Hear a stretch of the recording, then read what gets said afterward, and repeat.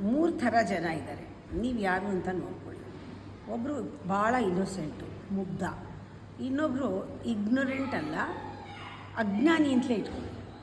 ಒಬ್ಬ ಮುಗ್ಧ, ಒಬ್ಬ ಅಜ್ಞಾನಿ. ಇನ್ನೊಬ್ಬ ತಲೆಹರಟೆ, ಸ್ಮಾರ್ಟ್, ಭಾಳ ಬುದ್ಧಿವಂತ.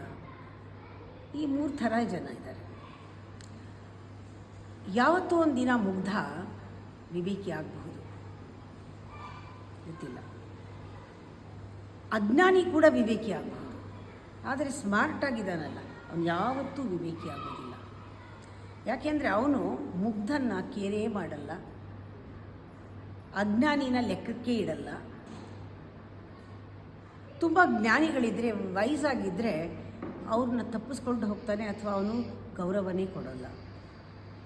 ಆದರೆ ವಿಸ್ಡಮ್ ಇರೋನು ಮುಗ್ಧರನ್ನು ಮೇಲೆ ಕೆಳಿತಾನೆ, ಅಜ್ಞಾನಿಗಳಿಗೆ ಸಪೋರ್ಟ್ ಮಾಡ್ತಾನೆ. ಈ ತಲೆಹರಟೆ ಮಾಡೋರನ್ನ, ಸ್ಮಾರ್ಟ್ ಆಗಿರೋರನ್ನ ದೂರ ಇಡ್ತಾನೆ. ಅವನು ಸಾವಾಸಕ್ಕೆ ಹೋಗಲ್ಲ, ಡಿಬೇಟ್ ಮಾಡಲ್ಲ.